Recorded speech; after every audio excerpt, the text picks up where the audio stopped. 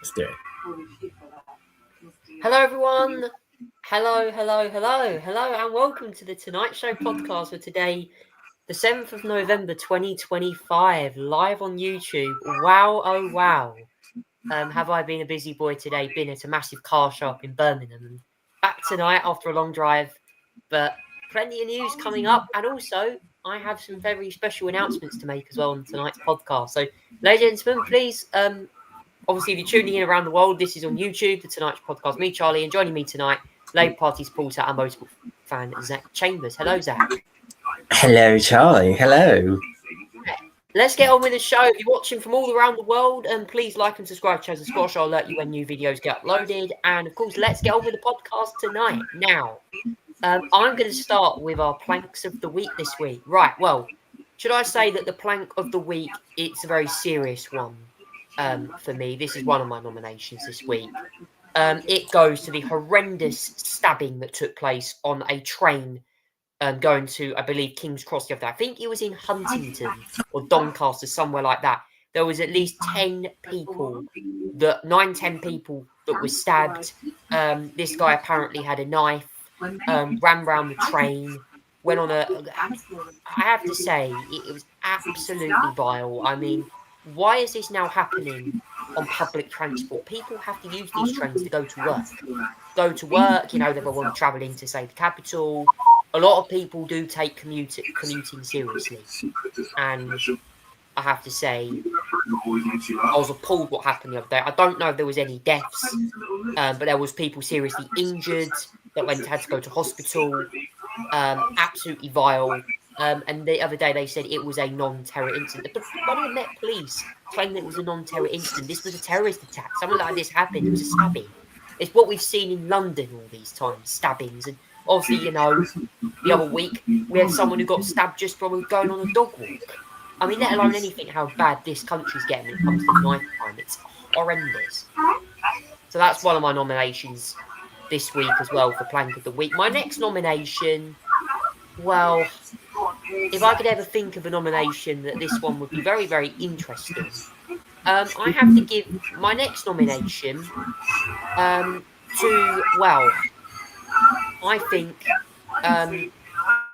another person. This was, and I want to give it to a prison. I'm going to go to Epping again, where there's been yet more protests after another illegal migrant got released from the hotel. I mean, what is going on with Epping? People are back up there again. Protesting. As you know, not just Epping. I'm going to add all of the violence that happened in Birmingham the other night. There was fireworks being thrown, children throwing fireworks at the police. I just have to say, I managed to remember that, goodness me. But yeah, horrendous. Why were people, I was up there earlier today, and, you know, not obviously I was at the NEC, I wasn't in the Birmingham City Centre, but I saw last night Maya Tusi covering the protest. So many people, children were throwing flares at the police, fireworks being thrown. Oh my God. I mean, obviously, this was obviously to do with the Aston Villa and Tel Aviv match. I know that this match was going to cause protests, but they should not be throwing fireworks at our police officers, whether you like them or not. These police officers are there to do the job. They're there to keep our streets safe. And I know I've been critical for police lately on the way they've handled some crimes, but at the end of the day, our police are there. Our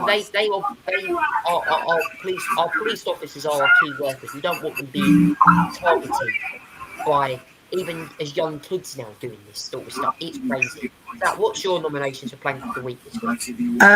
Yeah, the first one I'm going to give it to the same as what you said. That the incident was actually in Huntington, the train incident there. That's the one with the unfortunately 10 people got stabbed. I mean, that's quite an easy one for me to do on that one as well. The second one, I mean, well, let's go to the first one first. Obviously, 10 people got stabbed. There's no death, thankfully. But there was, I think there's one hero on there that actually tried to, who was seriously injured, tried to prevent the incident. So, yeah, it was unfortunate what happened, and it was very awful. But yeah, it was just horrific. I'm glad nobody got killed though. Second one this week, I think for me, has to be, I'm afraid, one of Labour's own, David Lammy. I mean, I don't know what happened with him this week, but he handled everything appallingly. As you may have seen, that there was multiple people released from prison by that was not supposed to be released in prison, and it came from HMP Wandsworth. One's returned, the others got rearrested, which is good, but still, Lammy's approach to it was pretty awful. I mean, I don't know what he was thinking. I know he was trying to get he was trying to wait for the Met Police to release a statement about it. But he was asked 5 times during Prime Minister questions about whether any more prisoners got released, and he didn't answer that one. And coincidentally, later on, it turns out to be, released from prison. Quite shocking, really. And then there was this debacle whether he was wearing a poppy in the chamber, because it's Remembrance Sunday this weekend. He started with the without poppy, then got poppy on. I mean, it's just not a good image overall. And I mean, it was a bit of a shambles, really, overall, how the way he's been approaching this. I think he's had criticism from inside government as well, from where this has been handled. So, it's not been great. Huntington, I'm afraid, is the plank of the week. And obviously, David Lammy, I'm afraid, as well, on that front. So, I'm going to get a drink chart. I'm going to get my drink chart because I heard it's been prepped downstairs, and I'll be back with you in a minute if that's the case, and you can continue on whilst you're doing it. Goodness me, David Lammy. Oh my God. I mean, Zach nominating the guy who subbed for Keir Starmer this week in Prime Minister's Questions. And Lammy, I'm not a big fan. Lammy has to be one of the weakest deputy prime ministers I've ever seen, honestly. This guy, it's like he doesn't know anything. He blunders around. He blunders more than Keir Starmer does. And, I don't know. Again, I've even heard as well, we talking about Nigel Farage and the way he's been attacking Nigel Farage recently. A lot of someone in the Labour Party calling him a racist. Well, it's just crazy. Comment down below, guys, what you make of the latest news. It's definitely not a very nice thing. And obviously the Huntington train stabbing as well, just it's appalling. Why are these things happening?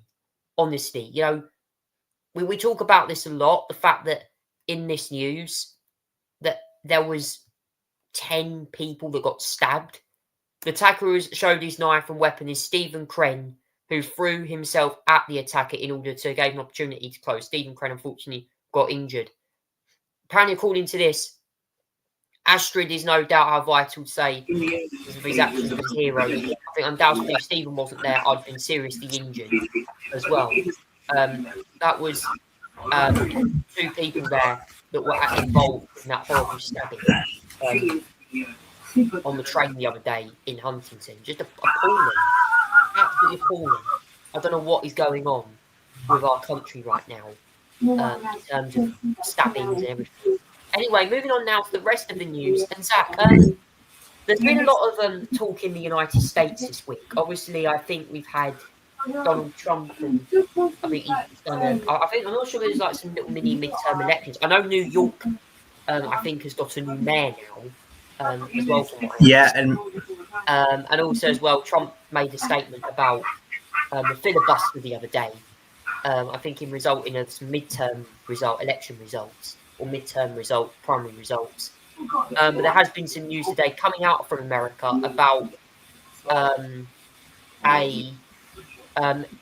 thousands of flights being delayed as US air traffic control has been hit by the government shutdown. What are your latest thoughts on that? Yeah, let's sort of. I want to mention the midterms because, as you mentioned, there's been sort of a mini midterm, which is sort of what we kind of get in between, sort of like actual presidential elections and then midterm elections as well.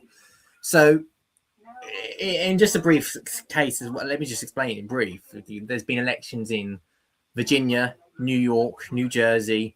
There's also been a sort of like a proposition question in California. There's been some state races in Georgia as well to keep an eye on. But yeah, just a summary of it, it's been a complete whitewash for Democrats. I mean, they've blown the Republicans out of the water in terms of it as well. The Virginia governorship that's currently Republican is now going to be Democrat as of January, where Abigail Spanberger defeated the Republican candidate as well, and she's the first woman to lead the state of Virginia. I think for a very long time. I mean, Winsome Earl Sears was the Republican candidate. Obviously, Glenn Youngkin is the current Republican governor, but obviously, in Virginia, you only serve one term as governor before you move on. So yeah, she'll be in one term. But yeah, 57% to 42 is actual blowout this time for Democrats compared to last time for Republicans. It's complete blowout there as well. So yeah, it was a huge victory for Democrats in Virginia there. Let me go to New Jersey as well. On that front as well. Democrats also won that race. That was expected to be a lot closer than what was predicted, actually. Mickey Sherrill was the candidate for Democrats. She got 56% of the vote compared to Republicans 42%. Now, there was a lot of polls before the sort of New Jersey election that suggested that the race would be closer than what it was. But it ended up with a 14-point difference in favor of the Democrats in the end, and they just got the turnout where they needed to get the turnout, and then it was really good as well. And yeah, it was a successful night there as well. And then we go to New York. There's another one as well. Let's go there because it was Zora Mandani. That one there as well. The Progressive Socialist Democrat, yes, when I say that word as well, Progressive Socialist, who won the New York mayoralty election as well. He beat Andrew Cuomo, the former governor of New York, who you remember once had to be forced out. He's had a bit of a comeback recently, and now he's out of the House, really, was in the race for a while, but he's now out of it, and he's not going to get to the governorship no more. So unfortunate for obviously Andrew Cuomo, but very important, victory for Zoran Mandani as well. And yeah. It's a significant victory as well. I mean, it's not the biggest margin for Democrats to be winning elections like that, but and if I go back to 2021, it was just it was actually a 3-horse race then. Eric Adams at the time got 66%, and actually Curtis Sewell was the Republican candidate at the time as well. He got 27%. This time he only got 7%. But with 3 candidates now, obviously Andrew Cuomo in there at 41%, it's actually a decent performance for Cuomo. Eric Adams did initially run as an independent, obviously withdrew, but Zoran Mandani, that is a big win for him, and it's going to promote conversations inside the Democrat parties about what the direction would be as well. I should also as well mention the other thing as well. It was the California proposition as well, the 50. So this is a sort of a referendum on changing changing the VAT to basically redistricting, changing them, putting a public vote on to get rid of a redistricting purpose. And it got 63% yes, and the public decided that they wanted to go along with it. And yeah, so California will now redistrict, and they all on the current House boundaries on this new proposal. Democrats are poised to pick up 5 seats to make up for the fact that they lost 5 seats in the Texas redistricting as well. So yeah, this is Gavin Newsom playing hardball and basically winning, and the public's gone along with him. So yeah, it's a success for Gavin Newsom overall and California Democrats. So fair play to him on that one. So that's the big sort of results that we heard in the sort of mini midterms, shall we say. That's all the latest news there from the world of politics. And now it's time to move on and do some sports news now. Because we had Formula One sprint qualifying on today. Now, I've got to watch the highlights of this. However, though, I'm going to review it because why not?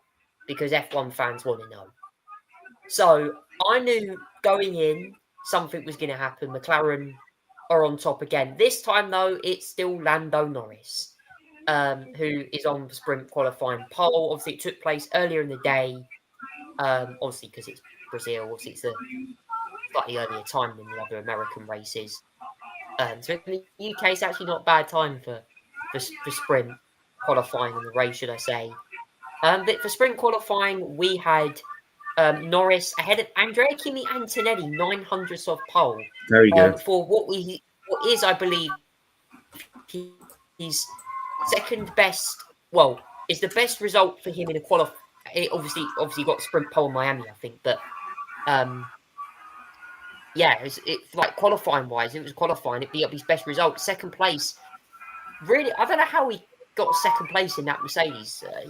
Very surprised by that. Great result for Antonelli. Piastri, definitely an improvement from him. Is he feeling more comfortable in the car this weekend? Questions on that one. In third, ahead of Mercedes. He's ahead of Mercedes, George Russell in fourth. Fernando Alonso got fifth for Aston Martin. Now, who will be disappointed is none other than Red Bull's Max Verstappen, who could only get within 3/10 of Lando Norris's McLaren, who starts sixth. Lance Stroll, seventh, strong qualifying for Aston Martin, both cars in the top 10. Charles Leclerc was eighth, another disappointing qualifying with Ferrari. Lewis Hamilton went out in the second part of qualifying for the sprint. Isaac Hadjar was ninth, and Nico Hulkenberg popped that kick Sauber into SQ3. Obviously, it isn't Q3 because that's tomorrow after the sprint race. So that's the top 10 for the sprint. I mean, Zach, a bit of an interesting grid tomorrow for the sprint. Obviously, though, Lando Norris looking more confident. And obviously, Max Verstappen on the circuit that he usually goes very well on, only sixth. But obviously, there is potential this weekend for some rain, potentially, unless that has cleared away. Yeah. First of all, great to be back in Brazil. I have to say, Brazil sets up many interesting memories and fun events as well. We've seen in the past it can be a bit unpredictable. Going to sprint qualifying and Lando Norris again mastered it when he needed to as well. I mean, he's looked on form again all weekend.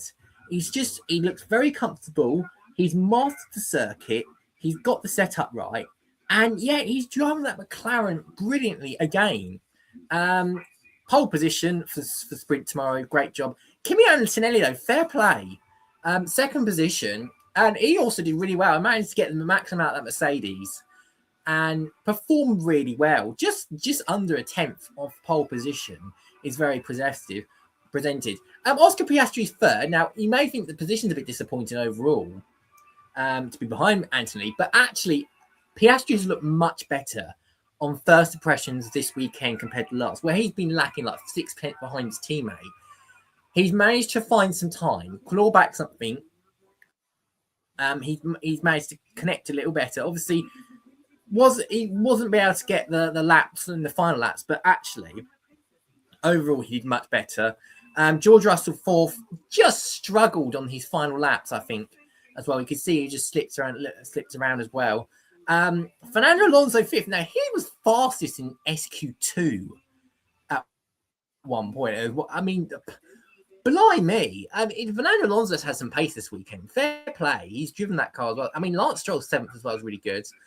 Max Verstappen sixth, just struggling, moaning about the car, struggling. Yeah, not a good result for Max Verstappen overall. And Leclerc was struggling as well in eighth position.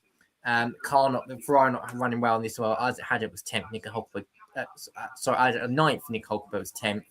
Lewis Hamilton knocked himself out of SQ2. He was under investigation for failing to slow on yellows. So I'm waiting. Last time I read, his lap time may have been deleted. So I don't know whether he's 11th or 15th or a bit lower than that yet. Wouldn't be surprised to get a slight penalty for that actually. It doesn't look like it's slowed down at all.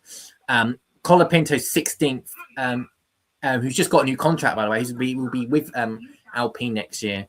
Liam Lawson 17th, Yuki Tsunoda 18th, Esteban Ocon 19th, and Carlos Sainz 20th.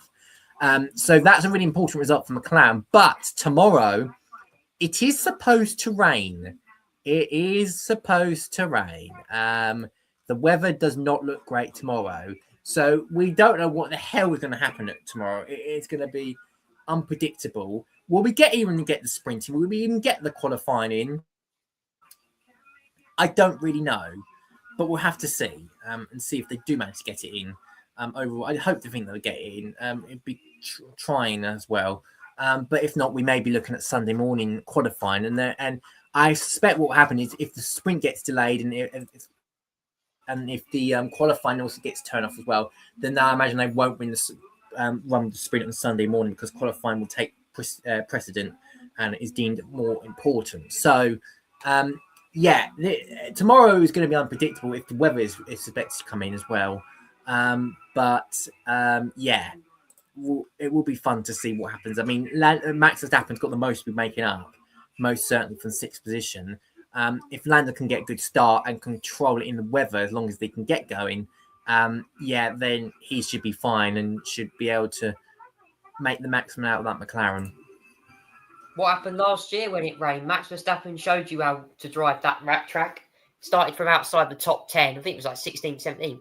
Finished first. You know, he won that race and Lando struggled. I hope he doesn't tomorrow, but you know, if qualifying and sprint get cancelled depending on the weather, I mean, they could just use this grid. Here, they've done the sprint qualifying already, but I don't know. It's going to be an interesting dilemma for sure. I should mention, Charlie, as well, if I can add, is that I understand Verstappen was on a low downforce car this weekend. So they've set it up so that it goes better in sector 1 and 3, but in the crucial sector 2, it's very disadvantaged against the McLarens. Now, if you're doing a low downforce on a wet track, I know we've seen Max Verstappen do great things in the wet, but where the potential issue is going to be is where if it's a wet track and he's on low downforce, is that cars on low downforce tend to struggle in the wet. You're going to need to be setting up for a higher downforce element, I think, as well. So I think he'll try. I think he'll obviously try his thing in the wet, but I don't think the car is set up to be correctly. And I feeling I may show tomorrow if it is wet. And I think you have to look at Silverstone as well, just how much he struggled in the wet there with that, because Red Bull did opt to go for a low downforce setup for the British Grand Prix. And it didn't work. No, he struggled, didn't he? McLaren was so much quicker because, you know, with Silverstone being a high downforce circuit anyway, with the fast corners, it just favoured the McLarens more. And you could see how much Oscar Piastri built a lead up. And both of them, Lando Norris, both of them were gone.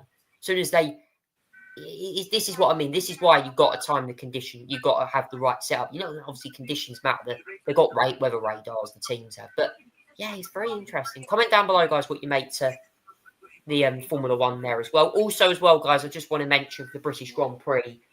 Whilst you're here, Zach, there's been some news. David Guetta confirmed for opening night. Indeed, David Guetta is going to be headlining the Thursday night.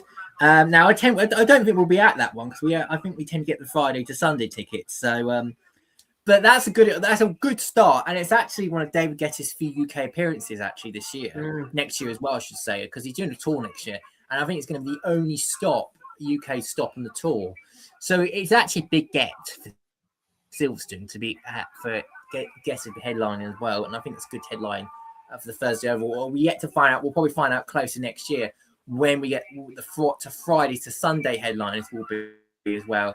But I imagine last year we had, from what I remember, we had Becky Hill the Sunday, we had Fatboy Slim Saturday, and then Ray on the Sunday. I think next year they may put in another like rap figure. I don't know who it could be. They might put in some rap figure, I think, next year potentially. And maybe put an indie band on one of the Fridays or the Sundays. I don't know, I'm just guessing my end of things. But yeah, David Guess is a good start, to be fair, as a headliner for the Thursday. Well, with the rappers, I think there's one of them going in I'm a Celebrity. We're going to talk about that in a little while because the lineup's been today. So, yes, I'll be interested. I mean, I've got tickets for the opening night. I mean, I haven't actually declared. I've booked the tickets, whether I'll make it, whether I'm going. I mean, I'm going to try and go, but you know, with it being so expensive, and I was at a massive car show today, you know, it's just.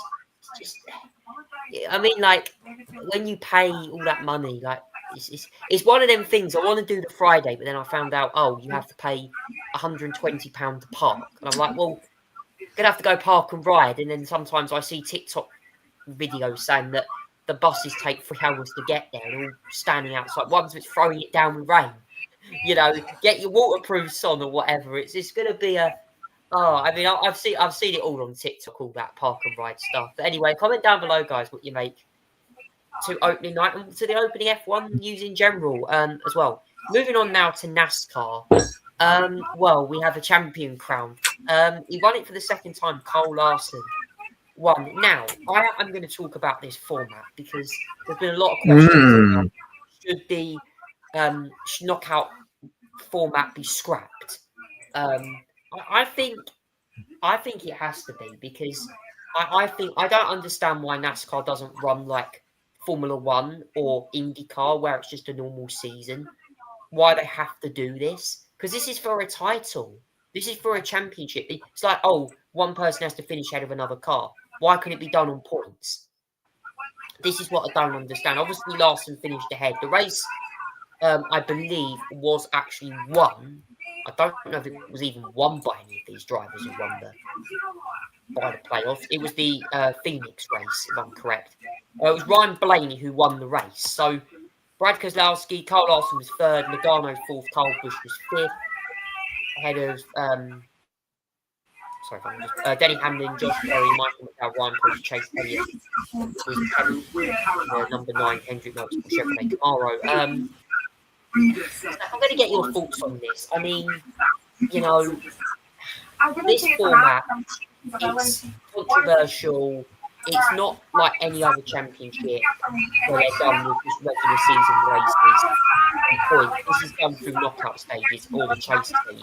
Do you think this time the format gets retired? I struggle to think that the format will be there next year. I just reading from what I've seen comments, and I just do not think the format will be there next year. It's received a lot of criticism. I just want to give you 2 examples. I want to start with the obvious example first, not from the Cup Series, but from the Xfinity Series. Jesse Love won the championship. Congratulations to him. But I mean, as much as Jesse Love deserved it, and I have to say as well, and he's a very young driver as well, and he's done a phenomenal job to go for. I mean, the grander age is just 20 years old. I mean, he's younger than me, for goodness sake. But at the grander age of 20 years old, he's run from the last time I knew him was from bloody ARCA Series a couple of years ago, and now he's won the Xfinity Series and probably going to get a Cup drive hopefully next year as well. But the problem it's not with Jesse Love winning. It's the fact that Conor Zilic, I have to give a shout out to Conor Zilic here. An absolute heartbreaking result for him because he finished third and missed out on the title by the barest of margins because he finished third. He has won 10 races this year in the Xfinity Series. And yet somehow his work is not rewarded. He loses the championship still. I think that's, when you look at it on paper, I think that's potentially ludicrous when you think about it. It just doesn't, the numbers don't match up. And so someone who's worked so hard to win races this year has actually not been rewarded and has gone to someone else instead. I mean, Jesse Love's fantastic, bless his heart, but would he normally won the championship in normal circumstances? No. So I feel sorry for Conor Zilic. I mean, he's a wonderful, wonderful person and just incredibly unfortunate. I also want to congratulate Carl Larson for winning the Cup Series Championship again as well. This is where the format falls short a little bit as well. I want to mention the fact Carl Larson won, and didn't win. Actually, Ryan Blaney was the winner, but obviously he didn't win it because the championship, because obviously he's not in the playoff. It was Carl Larson in third position who won it because it was at the very end of the race that Carl Larson won it. Now I don't know what happened because Denny Hamlin looked like he was cruising along to becoming the champion, and then it took a last pit stop, and it did not work out for him. That last pit stop did not work out for him whatsoever, and he finished 6th behind Carl Larson and lost the championship. It's a gut blow for Denny Hamlin, who I don't think has won. Has Denny Hamlin won a championship yet? I don't think he's won a championship yet, has he? It's something. He's not. Yeah, he's not found a championship. I just feel sorry for him. He could have won it, and he missed out again at Phoenix. I feel sorry for him, but congratulations to Carl Larson. I mean, you love or hate the format. He just managed to get. He managed to win the format, and that's the end of the day. At the end of the day, he just did it in the best ability. So well done, Carl Larson. Unfortunate for Hamlin, and just unfortunate for Zick as well. I'm just feel so disappointed. Should the format be scrapped? I think there's a case for it now. I think there are discussions about whether it actually now being a 36 race championship, meaning just every race counts, no playoff. If you get the most points wins, or would there be tweaks to, like, say, the final sort of state round of the format is like 2 or 3 races, rather than let's just say 1 race. There's some discussions to be had about that one as well. So most definitely, I can see a change to the format though coming. Yeah, it's an interesting format. I can't really see why. I just can't see really why they need it, because at the end of the day, Zach, as you said in the Xfinity series, it seems to me that a driver wins it, even though they haven't won hardly any races. It's just weird. I don't get it. Like, I think, and I'm going to make an announcement on my show tonight. I think motorsport needs a new look. And I think, stay tuned, guys, because I have got a potentially new podcast coming that I think will really, this will be motorsport themed, by the way, and I'll still do the motorsport on here.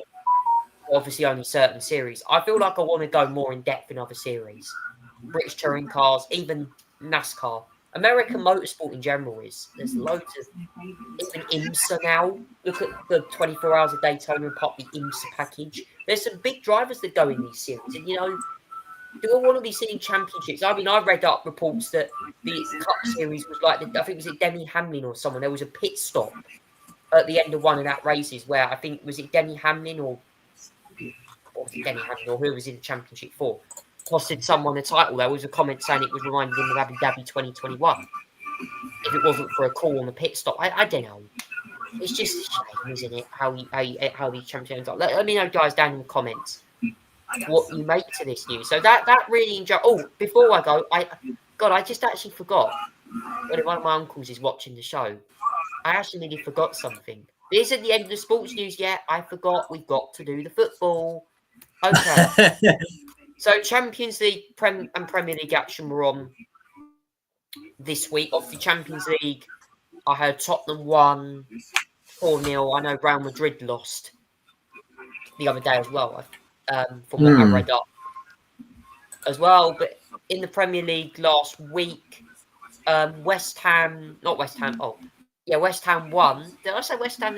West Ham won 3-1 against Newcastle. Crystal Palace beat Brentford 2-0. Nottingham Forest and Manchester United was 2-2 draw. Arsenal 2-0 winners against Burnley. Brighton were 3-0 winners against Leeds. Fulham were 3-0 wins against Wolves. Chelsea won 1-0 against Tottenham. Liverpool 2-0 against Aston Villa. West Ham Newcastle 3-1. Man City Bournemouth 3-1. And Sunderland Everton was a 1-1 draw. And then matches on this weekend, we'll see the early kick-off between Tottenham and Manchester United. A big game, that one, between both of those sides. After not winning their last meeting, Everton Fulham, West Ham Burnley, Sunderland Arsenal, Chelsea Wolves are Sunderland apologies that Everton Fulham, West Ham Burnley the only 3 o'clock kickoffs tomorrow. 5:30 Sunderland Arsenal, Chelsea Wolves at 8. Crystal Palace Brighton, Aston Villa Bournemouth, Brentford Newcastle, and Nottingham Forest Leeds are the 2 o'clocks, and then Manchester City Liverpool, the big game of the weekend at 4:30, where I have predicted Manchester City will beat Liverpool on Sunday as well. When Liverpool did win in their match against Aston Villa. Is that what your thoughts on the Premier League results and also some of this week's European fixtures? Yeah, I just want to go through some of the key results over the weekend as well in the Premier League, because there was certainly some fascinating results. West Ham finally winning again, and at home as well. I mean, they've been waiting for that for a long time. The boost confidence going this weekend against Burnley. I think a very winnable game for them as well. Tottenham with a dismal performance against Chelsea. I mean, a 1-0 loss, but still performed really badly.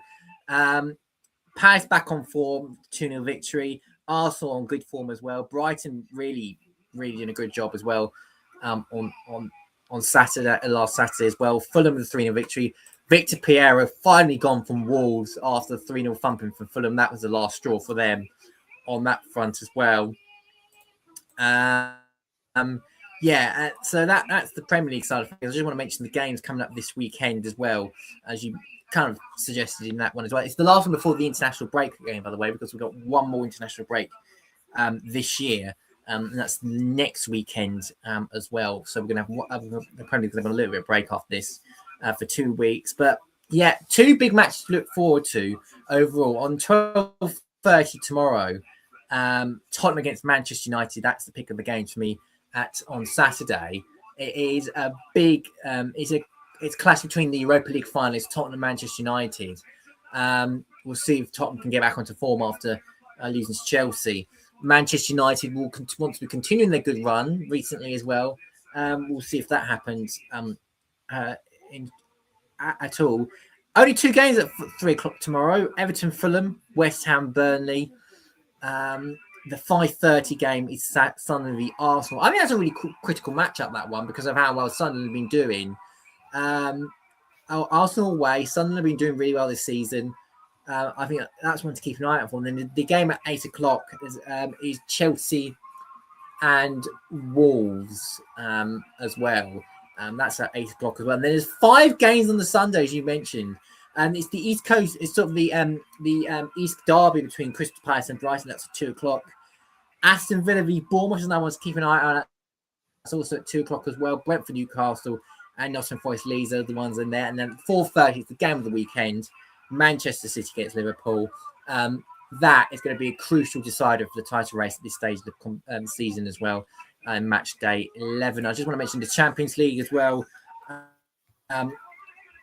Whilst we're here, because there was a few results that I should pay attention to as well. Arsenal smashing Slavia Prague 3-0. Liverpool winning against Real Madrid. That's a significant result as well. Tottenham winning 4-0 despite the red card as well. I mean, complete dominant performance against Copenhagen overall. Bayern winning against PSG. Significant result. Bayern just completely storming this season overall as well. Chelsea held to a draw against Karabakh. Not a brilliant result. But given the fact that it was Azerbaijan. Manchester City winning 4-1 against Dortmund and Newcastle going away with a 2-0 victory as well. In the Europa League, let's do that quickly as we go on to that. Aston Villa with a 2-0 victory against Maccabi Tel Aviv. Now, that was obviously, there's a lot of controversy around this match, as you probably know. There was protests outside the stadium. None of the Maccabi Tel Aviv fans were allowed into the stadium because the club didn't sell tickets, and there was a policing situation as well. That one, we all know the political scandal of that one.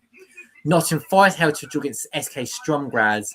Rangers continued their dismal European performance with a 2-0 loss against Roma, and Celtic another dismal result for them, even under Martin O'Neill, losing to 3-1 against Midtjylland in that front as well.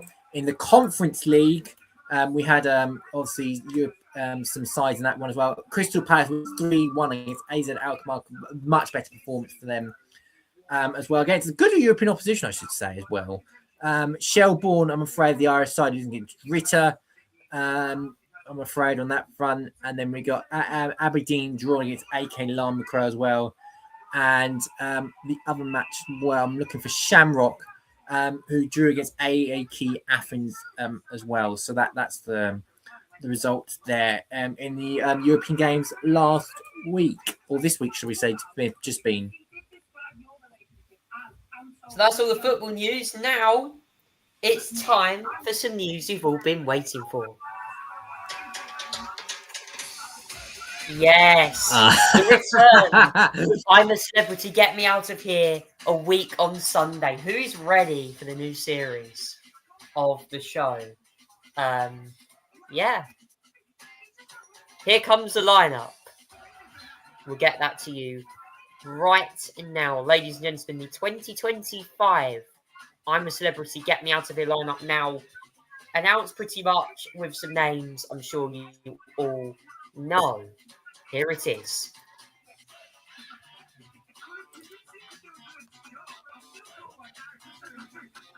There we go. Ruby Wax is one of them.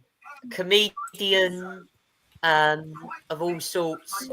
And you know, yeah, actress, comedian, writer, 72 years old. She's probably going to be called into this, one of the oldest contestants to go in this year. Then we have, Angry Ginge, 23-year-old social media star. Apparently does some footballing content and was on Footside and Locked In the other year. Oh, wow. Apparently Angry Ginge did. I heard he got in trouble apparently recently with the police over something. That was a while ago, but yeah.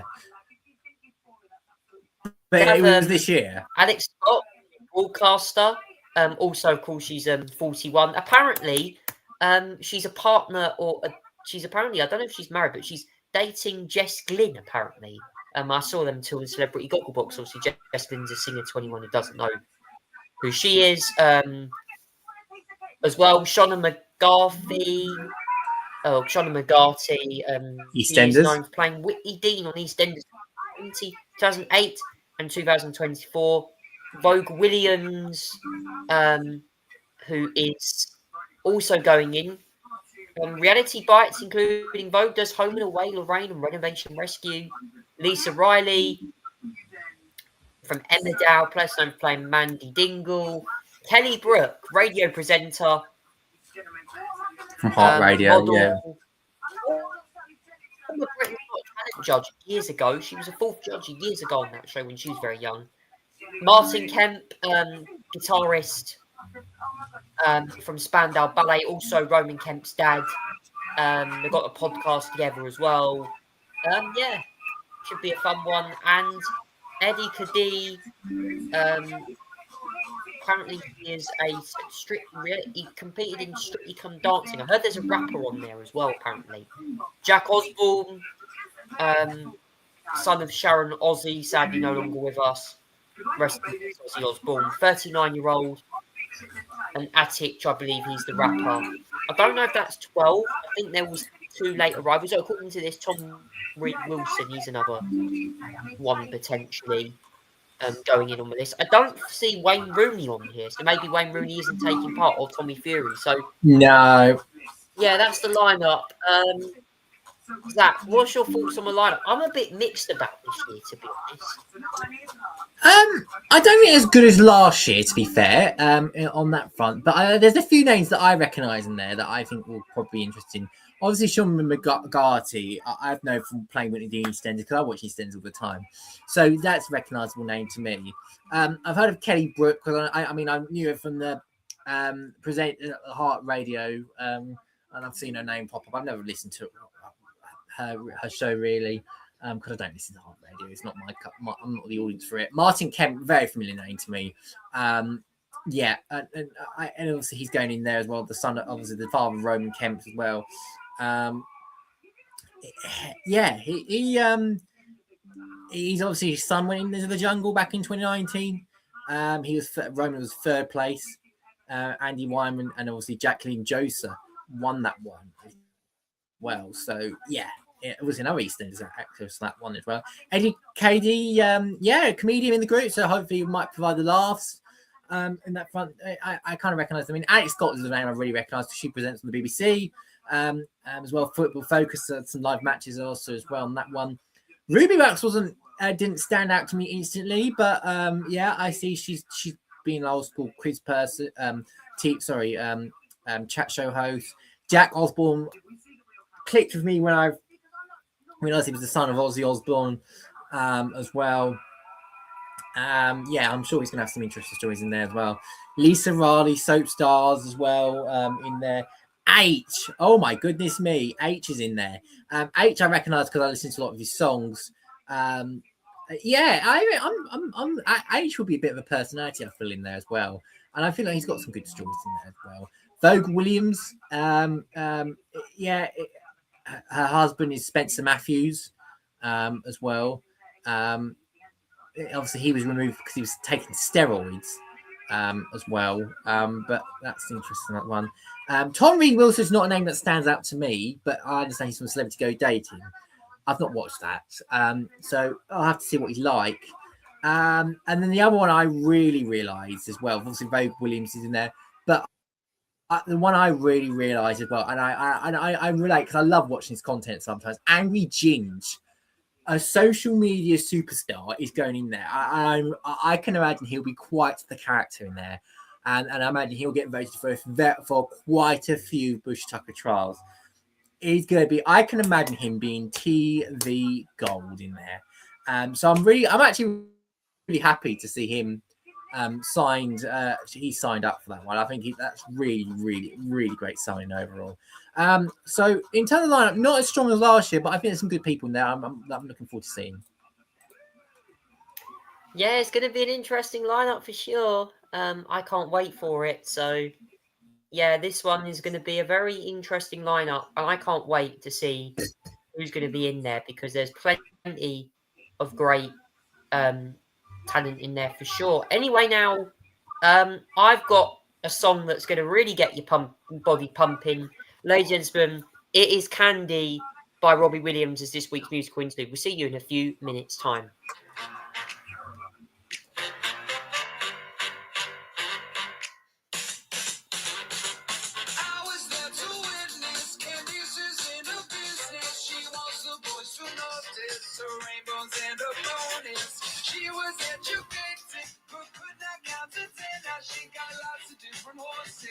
Lots of different men, and I say liberation, sons and daughters, the bush is hot, but in the hole there's water. You can get some, well they give it, nothing sacred, but it's a living. Hey, ho, here she goes, either a little too high or a little too low, no low self-esteem and vertigo, she thinks she's made of candy. Hey, ho, here she goes, either a little too loud or a little too close for the hurricane to the back of her throat. She thinks she's made of candy.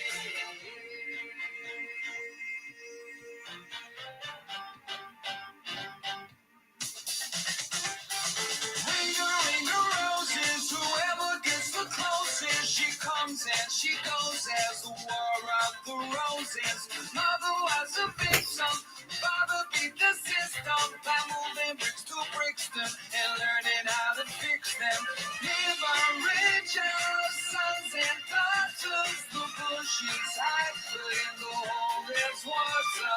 As you will, she'll be the whole of her law. And if it don't feel good, what are you doing it for? Now tell me, hey, ho, here she goes, either a little too high or a little too low. No self-esteem and vertigo, she thinks she's made of candy. Hey, ho, here she goes, either a little too loud or a little too close for the hurricane to the back of her throat. She thinks she's made of candy.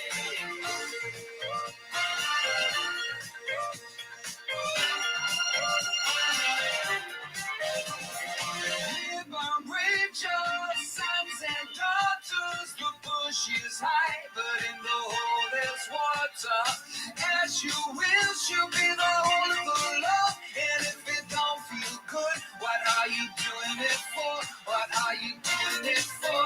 What are you doing it for? What are you doing it for? What are you doing it for? What are you doing it for? What are you doing it for? What are you doing it for? What are you doing it for? Here she goes, either a little too high or a little too low. With no self-esteem and vertigo, cause she thinks she's made of candy. Oh, here she goes, either a little too loud or a little too close to the hurricane. And the back of her throat, she thinks she's made of candy. Oh, here she goes, either a little too high or a little too low. With no self-esteem and vertigo, cause she thinks she's here she goes, either a little too loud or a little too close for the hurricane. To the back of her throat, she thinks she's made of candy.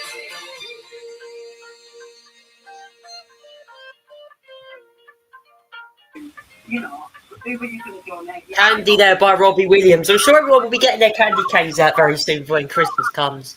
I've also got some news as well from Robbie Williams because I believe he has a new album that is coming out very soon. It might actually be out now. I'm pleased to announce, obviously, next year, the announcement of Britpop. It will be the 13th upcoming studio album to release next year as well. In terms of the songs on the album or the track list, I believe there are some songs that are currently in the works to be released. Rocket, Spices, Human and Pretty Face are the 4 singles that have released so far. The rest of the album comes out in February. There are 4 songs already on the new album, which comes out early 2026. As well as that, what's your thoughts on Candy by Robbie Williams? And obviously, you know, his new album coming out next year. A lot to look forward to. Yeah, I remember.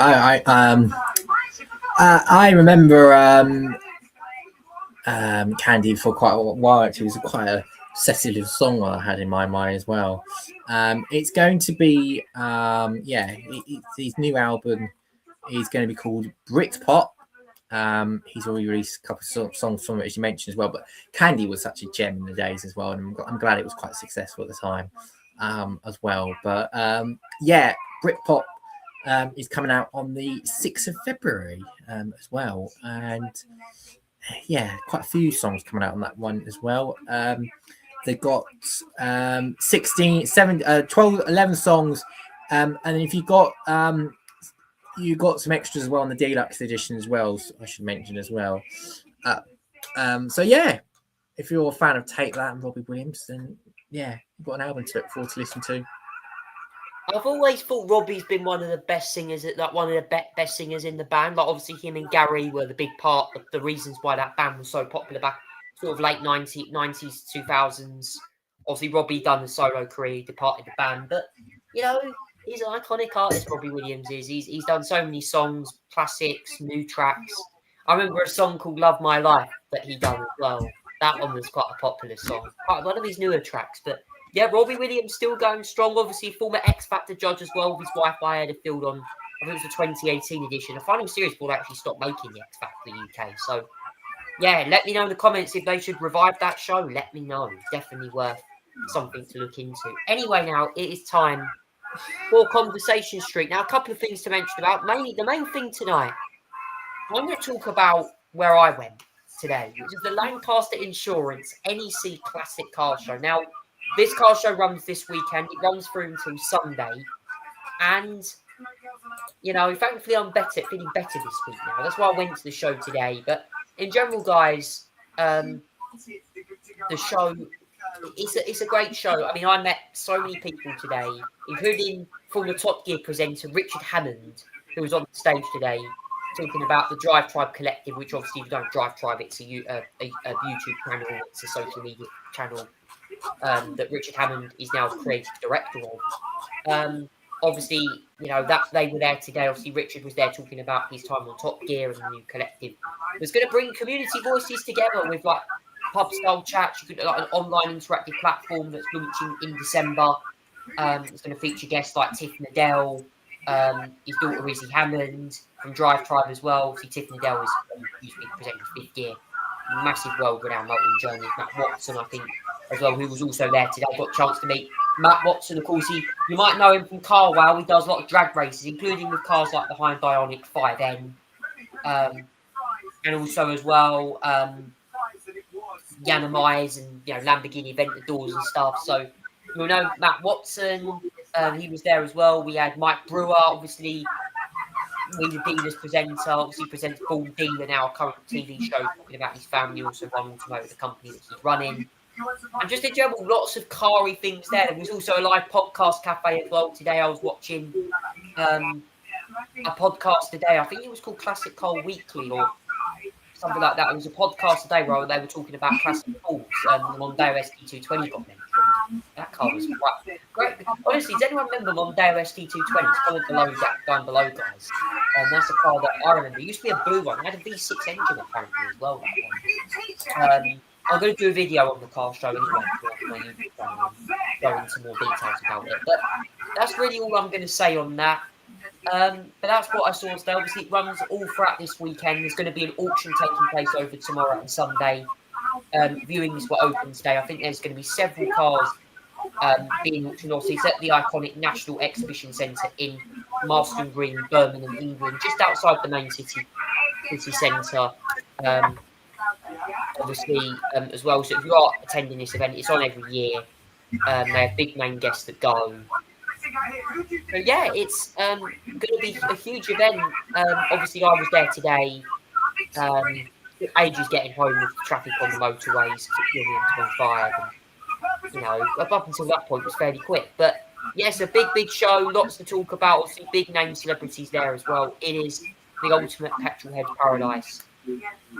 I'm sure you know, and obviously iconic cars they're doing the auction. It's so much to do. Obviously, open throughout the weekend, 9 until 6 tomorrow, and then 9 till 5 on Sunday. 3 days over the weekend to go and see these cars. Kind of the last big car show of the year before the Christmas season kicks in. So before the Christmas season comes in, you can also go and visit the Birmingham Christmas market if you're up in the area as well. So be careful what's happening in the protests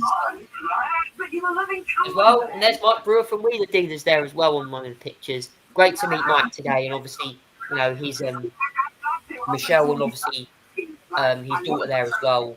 Was also there as well. I forgot Mike Brewer's daughter's name. She was there as well. But yeah, it was amazing to see everyone. It was Chloe. Sorry, it was Chloe, guys. Chloe Brewer. Yes, great to see everyone there, and just in general, I even spoke to someone. You can even learn so much at his car show. Like you can learn about restoration. You can learn about. I even spoke to someone today about an Austin 7, and that a guy basically spent 10 years to get it back onto the road and had to replace basically the entire body, including the roof. The roof was absolutely rusted. He had to rebuild the whole roof from. So, yeah, that's what happens. Car shows like this really showcase motoring heritage around the world and here in the UK. Zach, what's your thoughts on the Lancaster Insurance NEC Classic Motor Shows? He's held in the iconic National Exhibition Centre in Birmingham. A massive car show for petrol heads and motorsport fans alike. Oh, definitely. It's a huge car show. One of the annual highlights of the car industry as well. To reveal so much things. You get everything there, the classics, the new ones as well. It's a huge show. And there's a lot of people, car influencers, motorheads as well, that go to that sort of show. It's a very ambitious and influential show for those who go. And I think there's a lot of people that love that sort of thing as well. So it's really good to see still thriving and actually a lot of people still going on, and you can see a lot of familiar faces there as well. It's just a fun place to go. Definitely is. And, like I said, it's having the podcast cafe and the Meet the Experts theatre, you get a chance to, and in fact, they even had a live podcast on as well. It was nuts. I was watching it today and I was like, God, I actually felt like I was on YouTube today. Maybe I'm on YouTube. I don't know. But the fact to go there today and see and meet particularly people like Mike Brewer, who I think, I watched We The Dealers a lot as a young kid growing up with Ed China and obviously, and Stead and even with a bit with Mark Elvis Presley, obviously, you know, him, he's done some F1 bits as well. You know, We the Dealers is such an iconic show, and I grew up listening to, obviously, one of my granddads, he's a huge car enthusiast as well, and, you know, the guy who I spoke to in Austin 7 about today, I spoke to him and said, my granddad used to respray in Austin 7 years ago. So it's all about, having that connection with cars, and, you know, being a petrol head, I think, is a great thing, because, I mean, you don't have to be a big petrol head to be into cars. I mean, there's a lot of people that love motor racing, but are not particularly big petrol heads. They just watch, a GT car go around the track. They watch a NASCAR go around the track. They might not pay attention to specific NASCAR. But I like to pay attention to any cars, because when you watch motorsport events, you want to know what cars are in it. So going to car shows like this, really showcase the automotive community. And I think the automotive community is one of the biggest parts of the United Kingdom economy, particularly the car. You know, particularly the motor car, the motor trade especially, because there's so many places. Like, you know, obviously recently with Jaguar and Land Rover having so many financial issues as well.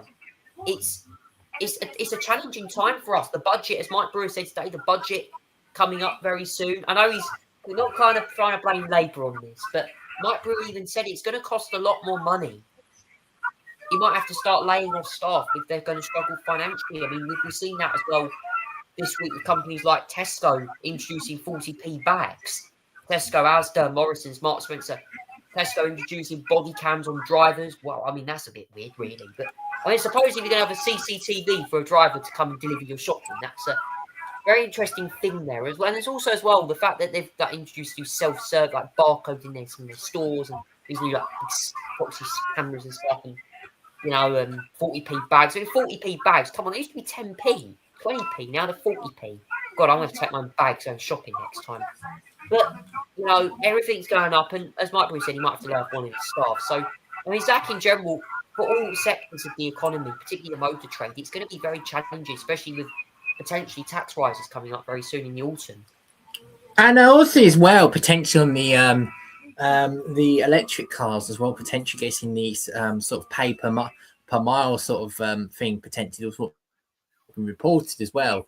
I guess because the argument is that they're not like taxing the same way as petrol cars. They need to be taxing some way to recuperate the money. But yeah, I mean, the industry is moving along quite quickly as well. The challenges of building electric cars and everything as well, building everything to move hybrid or sustainable fuel. It's always a challenge there as well.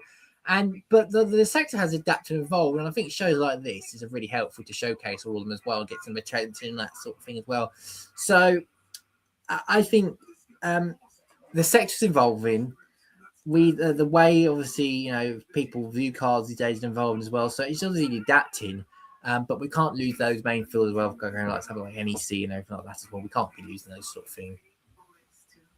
Well, that's the first bit of Conversation Street. The next bit of Conversation Street I'm going to talk about now is social media.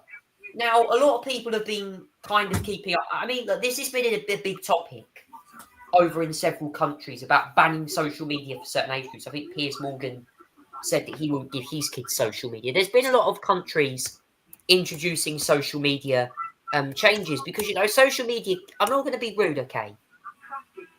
Social media is often quite a complex thing. You know, like it can be toxic at times. You know, there's a lot of stuff on social media. Some of it's good. Like I obviously like, you know, the motorsport side of it. Like, you know, motorsport, general, like, you know, say people are posting about normal stuff. But then you come on to the other side of it, like, you know, free speech stuff, which is good in a way if you want to express an opinion. Obviously, we have companies like X, Twitter, or formerly called Twitter. We've got obviously X, LinkedIn. Obviously, that's like a business platform and stuff.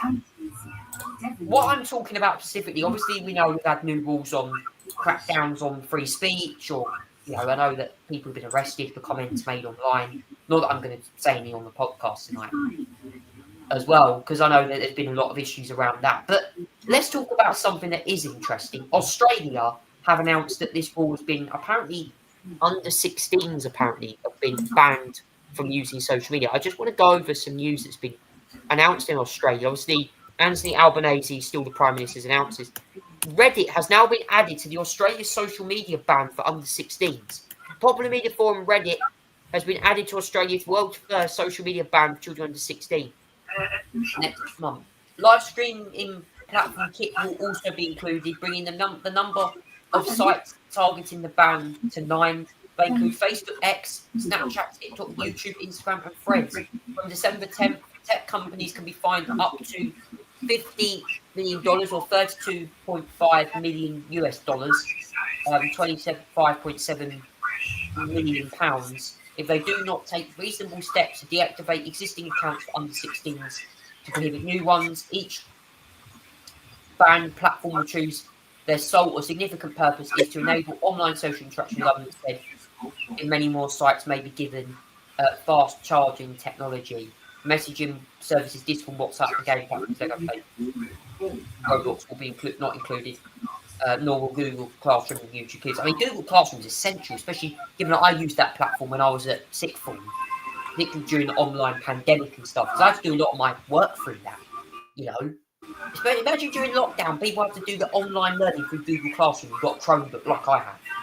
So, yeah, Zach, I'm going to get your thoughts on this. Obviously, I haven't really covered this much on my show, because this is Australian politics, but this legislation introduced by the Australian government, particularly from Anthony Albanese's side of things, it's quite a big one, because I mean, look, social media can be toxic. It can be. There's a lot of stuff online that has often been said that, you know, here over in the UK, it's controversial in its own right. But there's some stuff on social media that people post that I think it's offensive. But in Australia, though, the new rule, there is a lot of new changes happening, particularly to legislation that's been brought out recently.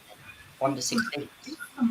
Yeah, and I mean, this is sort of been a law that they've been pushing for a while, actually, and they've enforced. I don't think it's a bad idea. On principle, I don't think like banning social media for like under 16s is a bad idea. I think the trouble is like enforcement of it and how to do it as well, and what counts as a social media site. Now, Reddit, yeah, I can understand as well. But then do we include like forums and that sort of thing as well? I mean, Twitter, X, Facebook, Instagram. Yeah, okay, fair enough. I mean, there's some, you know, I think there's a mix between obviously teenagers using their phones and everything like that, and then being banned from social media as well. I also think, you know, it's trying to get that mix correct, and I'm all for like banning very young people from doing it, and I think under 16s is fair enough. I just think, you know, I think it's just enforcement and how well it works, really, and whether it's actually going to produce the results. If it doesn't produce the results, then maybe it's just a bit of waste of time. But maybe then our questions asked: is it parenting? Is it other things as well? Are they influenced by that sort of thing as well? So it's a bit more of a complex question than just banning under 16s to me. And I think as well, you've got to look at what websites or social media sites have the most trafficking on them, like the most people use. I mean, I don't have Reddit. But I know for a fact a lot of people do use Reddit to post. Yeah, I use Reddit. And, you know, particularly about jobs, they post a lot on there about job experiences and stuff. I mean, there tend to be people over the age of 18 that post on there. But I think when you look at sites like TikTok, especially, TikTok that has a lot of content on there that, you know, there was even talk about it being banned in America at one point. You know, there's a lot of content on TikTok, you know, as well that kind of is controversial in a way. Like I've seen people get, you know, I mean, I'll give you an example. On TikTok, sometimes people use that site, and we had this a few years ago, that in Southend, we had some people on TikTok. They were using this in London. They were using TikTok to film themselves going to protests or, you know, stuff like that. Even Madapasa, who went to try and target Nigel Farage, an illegal migrant, was using TikTok to document his journey. I mean, that shouldn't really be allowed, definitely. I think, yeah, I just think, yeah, it's a complex issue. I certainly think as well. There's a lot of elements to it that you've got to think of as well. That you know, produces some issues and everything. We've got to see the content, we've got the parenting issues, all the sort of things as well. So it's a complicated question, really. And I think it's a complicated issue. I'm always against, like, I'm always for like, under 16 not being allowed yet. But then again, the question is how well can you enforce it? How we can get the parents inside and everything like that as well. and then there's also issues on anonymity and all that sort of thing. So yeah, it's a very complex thing, I think. And I think it comes down as well to the final point I'm going to make on the show tonight.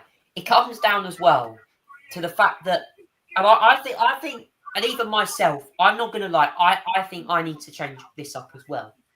I think that this also comes down to the fact about screen time.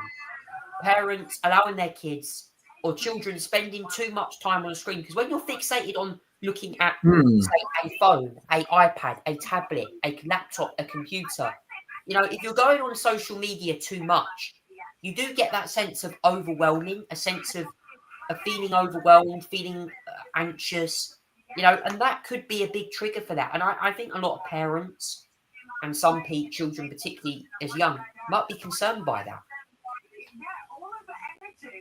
Yeah, I understand there's a lot of things that you know, as you mentioned there, children just like young people consumed by content what they see as well.